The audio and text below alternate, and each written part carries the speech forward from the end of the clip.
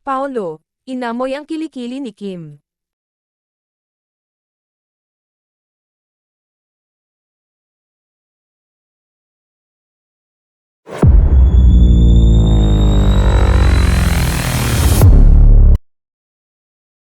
Kilig na naman ang Kim Pao fans sa kanilang bagong nakitang sweet moment ni na Kim Chiu at Paolo Avellino.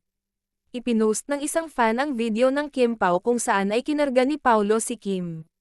Ang nasabing shot ay kuha mula sa panayam ni MJ Felipe ng ABS-CBN sa dalawa. Pinareenact kasi ni MJ kina Kimi at Paolo ang kilig scene sa What's Wrong with Secretary Kim kung saan nga ay kinarga ng aktor ang leading lady. Makikita sa video na parang nahawakan ni Paolo ang kilikili ni Kim nang kargahin niya ito. At kitang-kita rin kung paano inamoy ng aktor ang kamay niya pagkatapos nito. Syempre, super react ang fans sa napanood sa video at aliw na aliw sila sa dalawa. Narito ang ilan sa mga comments. Grabe ang love na yan, amoyan na. Ganyan talaga ang couple, gustong-gusto amoy bawat isa sa kanila.